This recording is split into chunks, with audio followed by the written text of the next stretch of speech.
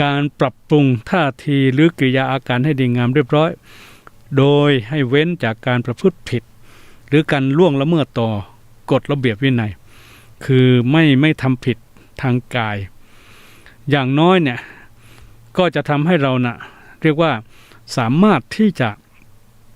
มีการทำชีวิตให้เกิดประโยชน์หรือมีคุณประโยชน์ขึ้นมาได้ซึ่งถ้าเกิดจะพูดถึงแล้วว่าระเบียบทางกายเนี่ยมีกี่อย่างในทางมงคลสูตรเนี่ยได้กล่าวถึงระเบียบทางกายไว้2 หนึ่งคือระเบียบที่ว่าด้วยท่วงทีท่าทางหรือเป็นเรื่องของการที่จะควบคุมเรื่องของตัวเรานะตัวก็คือมีหูมีมือมีเท้ามีตัวมีการรู้จักการทำตัวของเราเองให้เป็นคนที่มีความเป็นระเบียบเรียบร้อยมีการแต่งกายที่สุภาพเรียบร้อยมีการดูแลตัวเองที่มีความสะอาดเรียบร้อยมีการทำให้สุขภาพร่างกายของตัวเองเนี่ยมีเขาเรียกว่ามีบุคลิกท่าทางที่มีเสน่ห์ที่ทำให้มีเกิดสำหรับคนที่ได้พบได้เห็นก็ถือว่าถ้าเรามีระเบียบทางกายด้วยการรู้จักการวางตัวเองให้ถูกต้องแต่งตัวให้เหมาะสมแล้วก็ดูแลสุขภาพของตัวเราให้สะอาดมีสุขภาพที่แข็งแรงอันนี้ก็ถือว่าเป็นเสน่ห์ของคนในการที่จะทำให้เกิด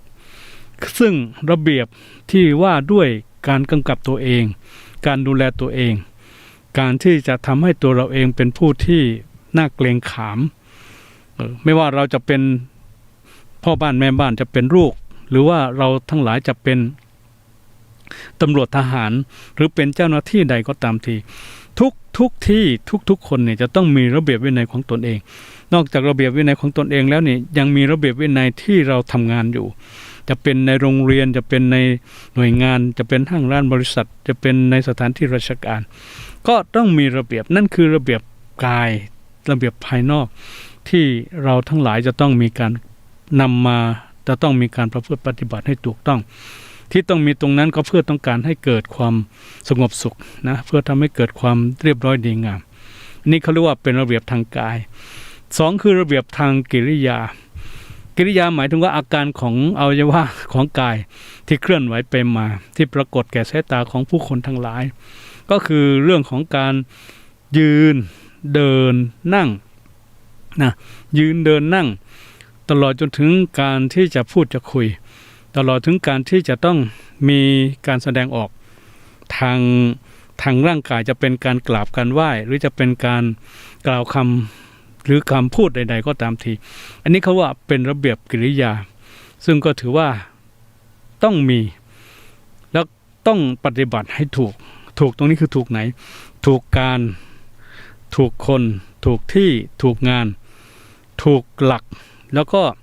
ถูกในธรรมแล้วนั่นคือการมีเขาเรียกว่ามีมงคลด้านกริยาในการตั้งตนกริยาที่งามก็คือกริยาที่แสดงออกมาไม่ว่าจะเป็นเรื่องของการแต่งตัวไม่ว่าจะเป็นเรื่องของการที่จะใช้คำพูดไม่ว่าจะเป็นการจะพูดที่ตรงไหนที่เป็นที่ทำงานที่ตรงไหนที่เป็นที่เป็นทางการที่ตรงไหนที่มันเป็นที่ถือว่าเราจะต้องพูดให้เป็นกิจลักษณะนะก็ต้องรู้จักถึงบอกว่าถ้าใครก็ตามทีถ้ามีว่า1ให้เราพูดถูกการให้เราพูดถูกที่ให้เราพูดถูกคนให้เราพูดถูกงานให้เราพูดถูกชุมชนให้เราพูดถูกกับธรรมะหรือหลักธรรมแล้วก็ให้พูดที่มันมีความเป็นประโยชน์อันนี้เขาถือว่าเป็นระเบียบทางกายเป็นระเบียบทางการที่ว่าด้วยกริยาซึ่งก็ถือว่ามันเป็นมงคลที่สำคัญสำหรับคนและก็ทุกคนเนี่ยเมื่อเป็นอย่างนี้แล้วก็อยากจะให้เราท่านทั้งหลายได้คิดต่อว่าการตั้งตนไว้ชอบด้วยการตั้งกายไว้ถูกต้องดังที่กล่าวไปว่าการตั้งกายไว้ถูกต้องนั้นเราจะต้องมีแน่นอนก็คือว่าเรื่องของมีระเบียบวินัยทางกายกับการที่จะกำกับไม่ว่าจะเป็นเรื่องของภายนอกหรือเรื่องของการที่จะใช้ในเรื่องของกิริยาอาการใดๆก็แล้วแต่นะทีนี้การตั้งตนที่เป็นเรื่องของการตั้งวาจาถูกก็เป็นส่วนสำคัญซึ่งก็ถือว่าเป็นส่วนที่เราท่านทั้งหลายจะต้องเข้าใจว่า การที่เราทั้งหลายในฐานะผู้ที่มีความเป็นอยู่แล้วก็อยู่สัมพันธ์หรืออยู่ประสานไมตรีหรือได้อยู่ร่วมกับคนอื่นก็ว่าตั้งกายถูกก็คือตั้งวาจาให้ลงในระเบียบของวาจาก็คือเรื่องของวจีสุจริตวจีสุจริตเนี่ยพูดจริงๆคือว่ามันเป็นคำพูดที่หรือเป็นการพูดที่เราจะต้องพูดความจริงพูดด้วยความสัตย์จริงพูดด้วยความไพเราะพูดด้วยความสุภาพพูดแล้วก็จะทำให้คนฟังเกิดพลังเกิดความรักความสามัคคีเกิดสิ่งที่เป็นปัญญาเกิดสิ่งที่จะทำให้เกิดประโยชน์ขึ้นมาคือพูดด้วยการชอบในระเบียบวินัยพูดด้วยการชอบในเรื่องของศีลธรรมเรื่องของธรรมอันนี้แหละเขาเรียกว่าเป็นการตั้งวาจาที่ถูกเพื่อป้องกันอะไรเพื่อป้องกันไม่ให้เกิดการหลงลืมเพื่อป้องกันไม่ให้เกิดการทะเลาะวิวาทเพื่อป้องกันไม่ให้เกิดการไปหลงผิดเพื่อเป็นการป้องกันไม่ให้เกิดเป็นคำที่ทำให้เกิดปัญหาทำให้เกิดการแตกแยกทำให้เกิดการทะเลาะวิวาททำให้เกิดการทำให้เสียประโยชน์ฉะนั้นวาจาที่เป็นการตั้งวาจาที่ถูกจึงเป็นหลักที่สำคัญวาจาเป็นสิ่งสำคัญของสังคมในการอยู่ร่วมกันของพวกเราทั้งหลายผู้ที่มีเขาเรียกว่าวาจาที่เป็นการวาจาถูกเนี่ยก็คือว่าเป็นผู้ที่มีสัจจะเป็นผู้ที่มีสติเป็นผู้ที่มีปัญญาเป็นผู้ที่ตั้งในคำพูดที่จะพูดออกไปหรือจะพูดกับใครจะพูดเวลาไหนจะพูดงานอะไรจะพูดกับสิ่งไหนเขาจะต้องมีสติก่อนที่จะพูดคำใดคำหนึ่งประโยคใดประโยคหนึ่งออกไปอันนี้เขาเรียกว่าเป็นผู้มีวาจาที่ถูกการตั้งวาจาที่ถูกจึงต้องมีเขาเรียกว่าต้องมีวจีสุจริตขึ้นมาแน่นอนวาจานี่แหละที่ทำให้เรารวมกันเป็นหมู่เราอยู่ด้วยกันเป็นคณะทำให้เกิดสันติสุขทำให้มีสันติภาพก็อีกวาจานั่นแหละที่ทำให้เกิดการทำลายกันทำให้เกิดการแตกแยกกันทำให้เกิดการทะเลาะกันทำให้เกิดการผิดกันก็เกิดจากวาจาอีกนั่นแหละฉะนั้นวาจาดีจึงมีแต่การทำให้เกิดสันติภาพสันติสุขและมีความสามัคคีแต่ถ้าเป็นวาจาชั่วก็จะทำให้เกิดแต่ความเดือดร้อนความแตกแยกและทำให้เกิดการประหัตประหารกันเกิดความทุกข์กันขึ้นมาจึงเป็นสิ่งที่เราท่านทั้งหลายควรที่จะต้องตั้งวาจาถูกด้วยการที่เราจะต้องมีสติมีปัญญาแล้วก็พูดด้วยความเมตตาพูดด้วยความปรารถนาดีพูดด้วยการทำให้คนฟังนั้นมีพลังมีกำลังในการที่จะทำดีและการทำประโยชน์ขึ้นมานี่คือเขาเรียกว่าเป็นวาจาที่ตั้งไว้ถูกแล้วเพื่อทำให้เราท่านทั้งหลายจะได้รู้ว่าการตั้งตัวไว้ถูกทีนี้ประการต่อไปก็คือว่าการตั้งใจถูกการตั้งใจถูกเนี่ยมีความสำคัญอย่างไรการตั้งใจถูกเนี่ยมีความสำคัญสำหรับพวกเราเพราะการตั้งใจถูกคือตั้งใจลงในระเบียบของใจใจมีอาการซุกซนเหมือนลิงชอบจับโน่นคิดนี่ชอบฟุ้งไปโน่นฟุ้งไปนี่ไปนั่นมานี่ทุกเวลาไม่หยุดไม่หย่อนเพื่อจะป้องกันความซุกซนของใจหรือว่าการฟุ้งซ่านของใจของจิตเราพึงระวังระเบียบของใจตั้งสติเป็นพี่เลี้ยงในการที่จะครองใจนะคอยควบคุมไว้ให้อยู่ในระเบียบก็คือให้มีอยู่ในตัวให้มีการรู้ตัวระลึกถึงสิ่งที่ถึงการที่ถึงคนที่หรือตัวเราให้ดีเมื่อใจที่ยังไม่ได้อบรมคือใจที่ไม่มีสมาธิคือใจที่ไม่มีสติเผลอตัวในขณะใดก็จะแหกหรือจะฟุ้งซ่านออกนอกออกเรื่องหรือออกไปที่ต่างๆจนทำให้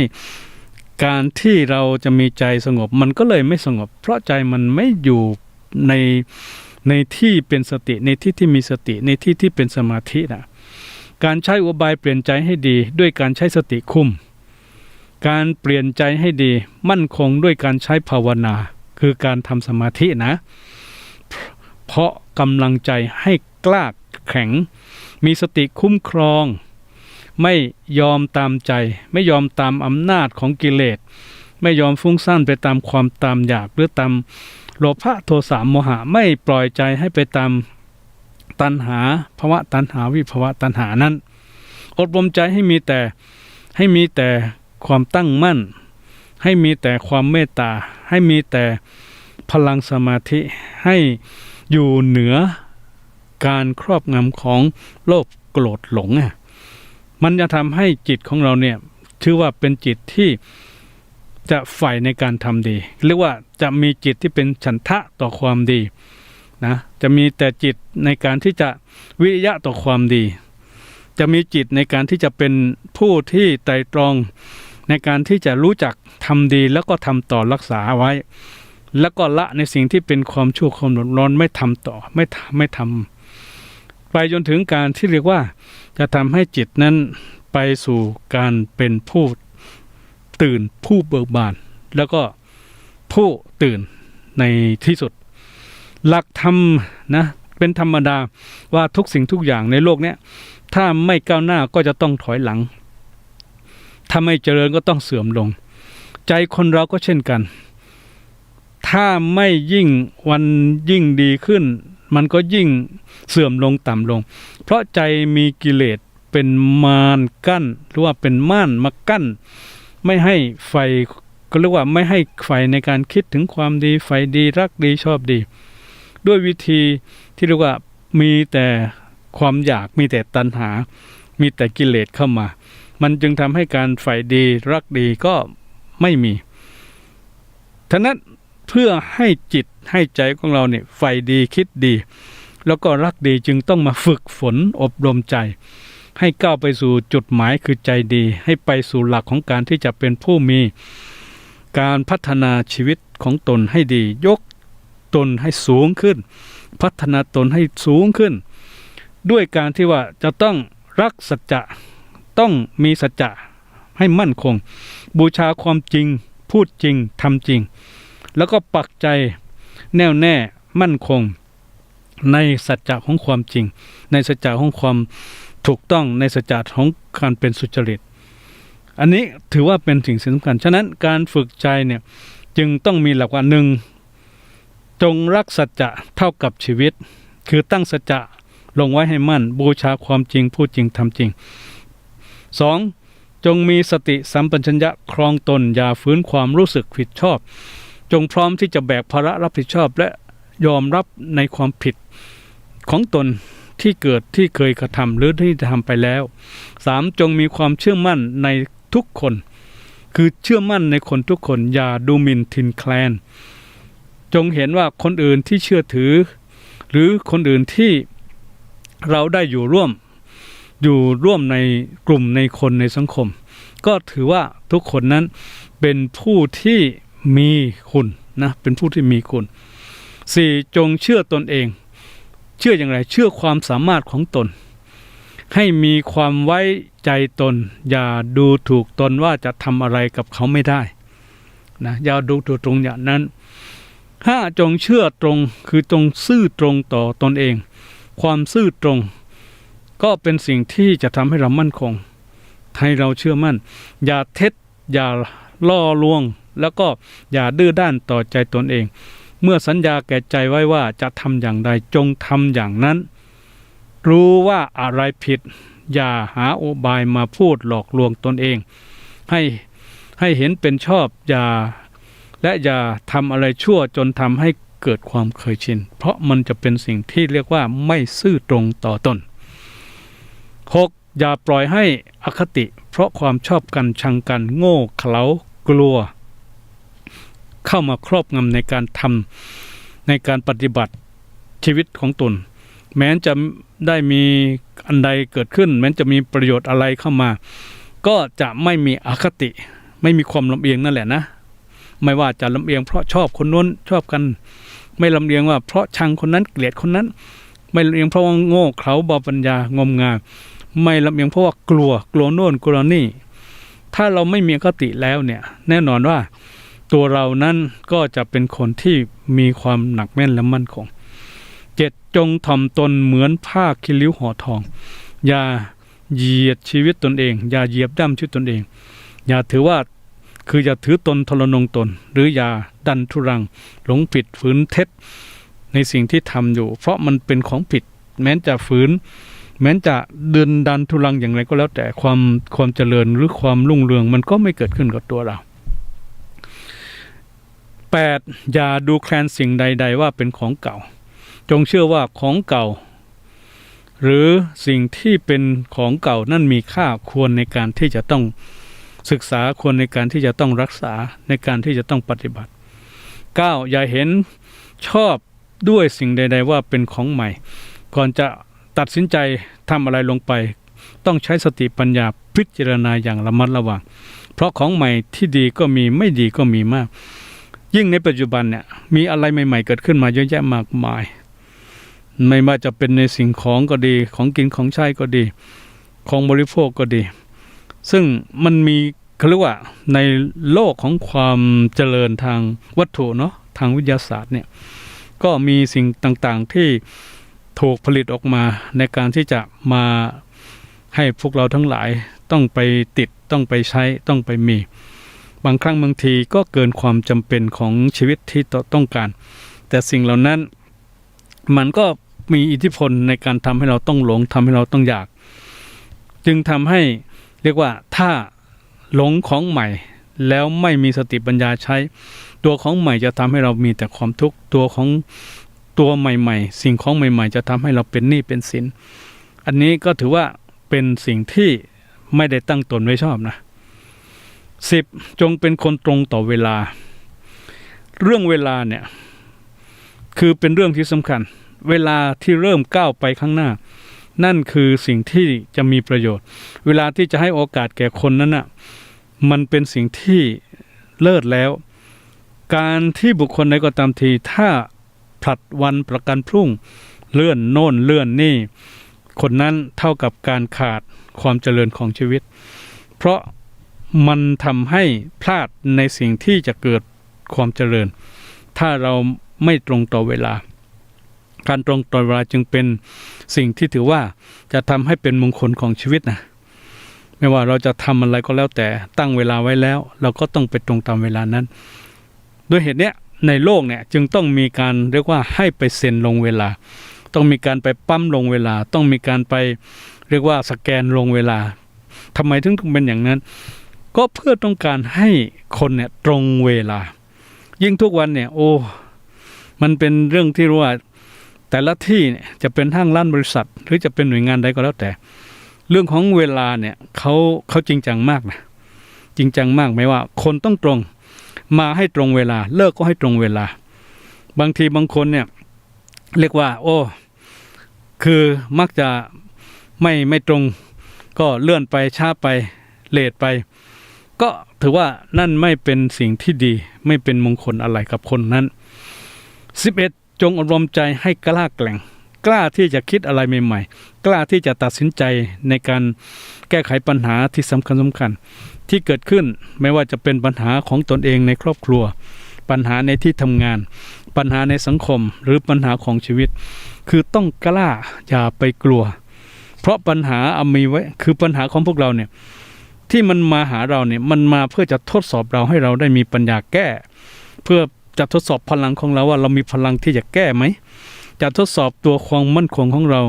ว่าเราเนี่ยมีความมั่นคงไหมปัญหาแต่ละปัญหาเนี่ยเราต้องมองให้เป็นทางที่เป็นสร้างสรรค์เนาะมองเป็นทางบวกแล้วเราจะได้ทำให้เกิดประโยชน์ทำให้เกิดประโยชน์แล้วก็ทำให้เกิดปัญญาขึ้นมาก็ถือว่าอันนี้เป็นสิ่งที่สำคัญที่ต้องฝึกฝนอบรมให้เกิดพลังนะ 12 เมื่อมีคุณธรรมใดๆอยู่ในตนแล้วจงดำรงชีวิตอยู่ด้วยคุณธรรมนั้นๆอย่าละทิ้งคุณธรรมนั้นเสียเสมือนดับไฟในที่มืด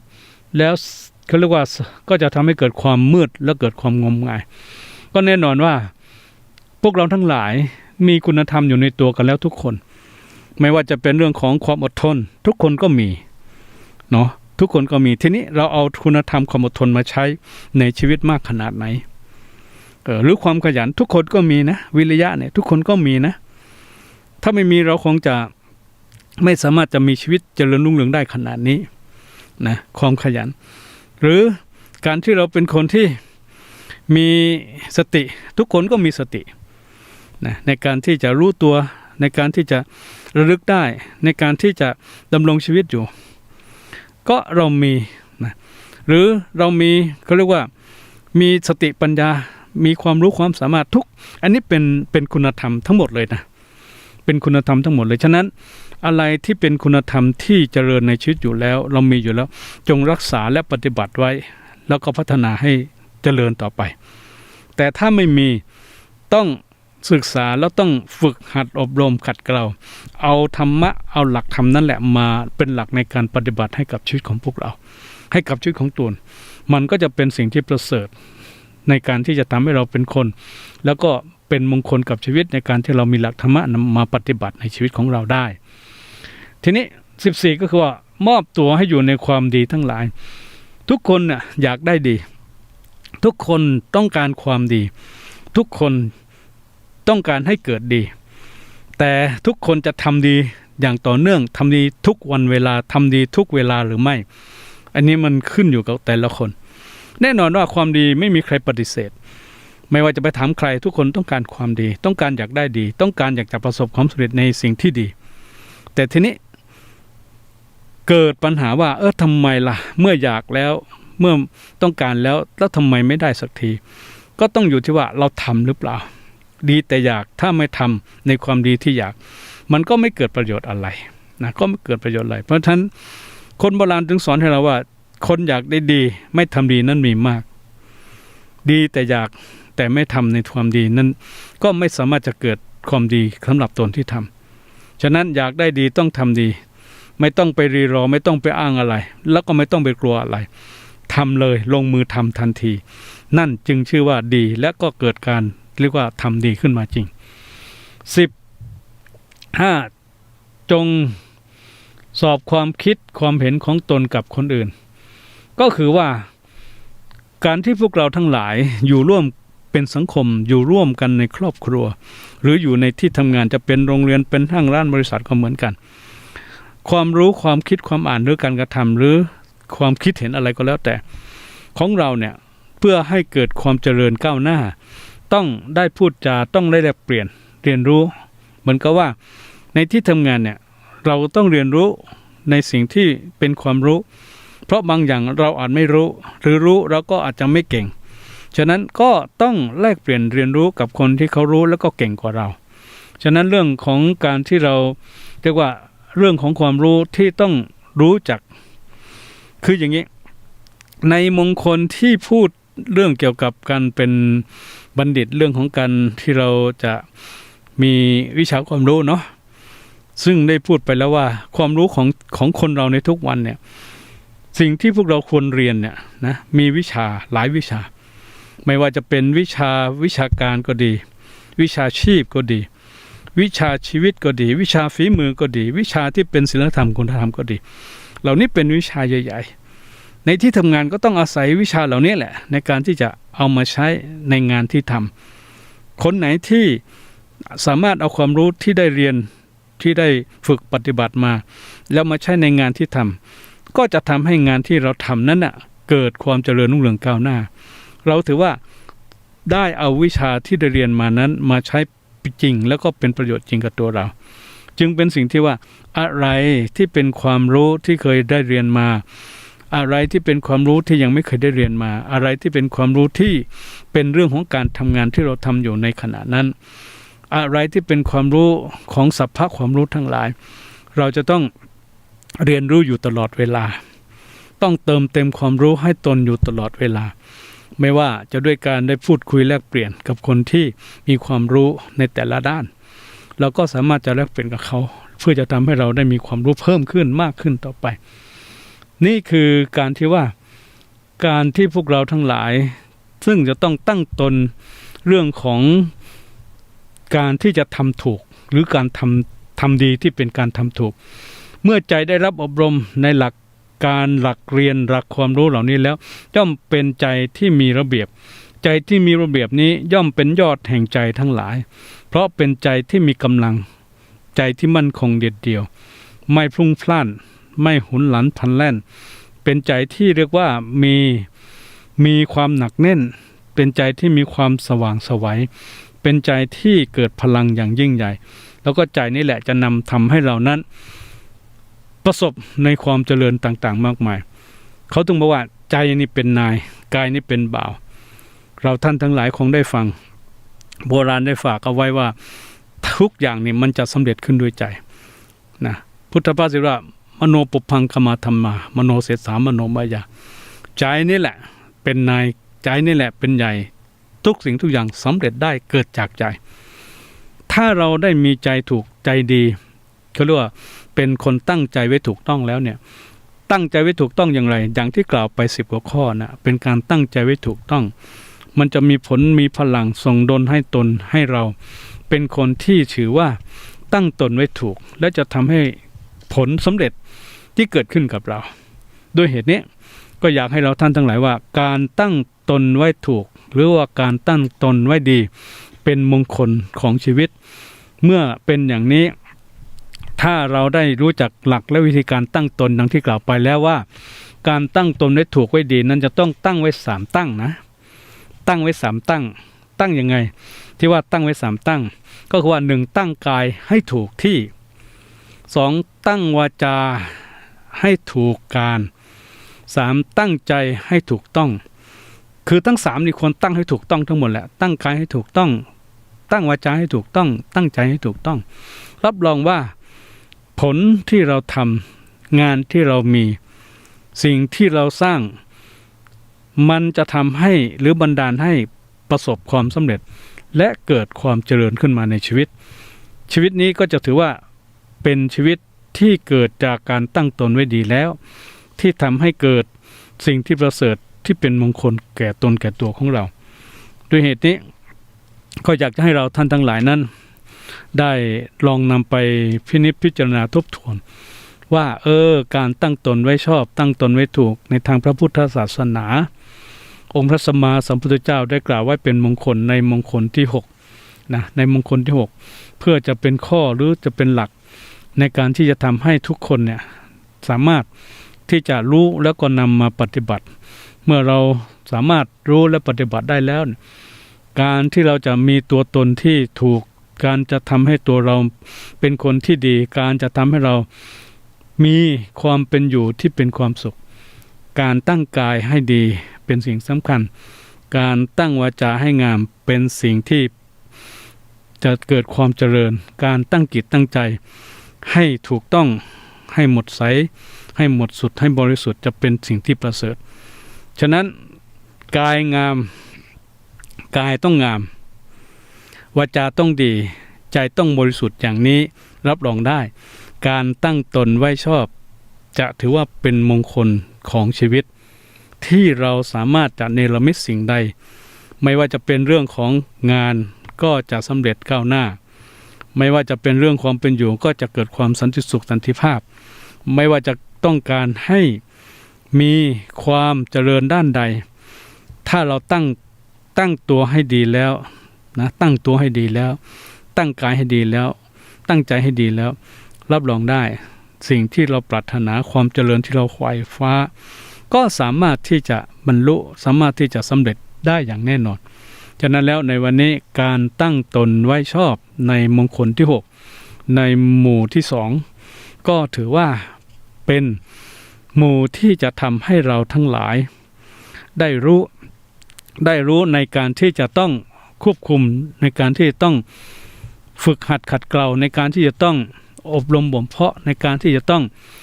เกิดพลังจากการที่เราผ่านการอบรมบ่มเพาะแล้วนั้น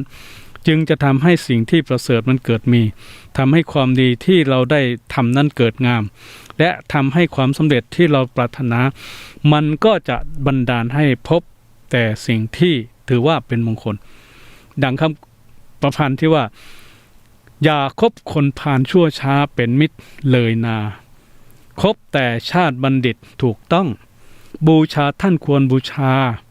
นะคือบูชาท่านควรปูชิดจิตเปี่ยมคุณแห่3สิ่งนี้มงคลป้องทำให้สุขศาสตร์สุขศรีอยู่ถิ่นควรก็กอบเกื้อความดีบุญสมไว้มี ก่อกี้ตั้งตนชอบเป็นสีสวัสดีแก่ตนแลสามสิ่งนี้เป็นมงคลจะส่งผลเกิดความเจริญก้าวหน้าและจะทำให้เกิดความสุขเจริญยิ่งขึ้นไปฉะนั้นหมวดที่หนึ่งที่มี3มงคล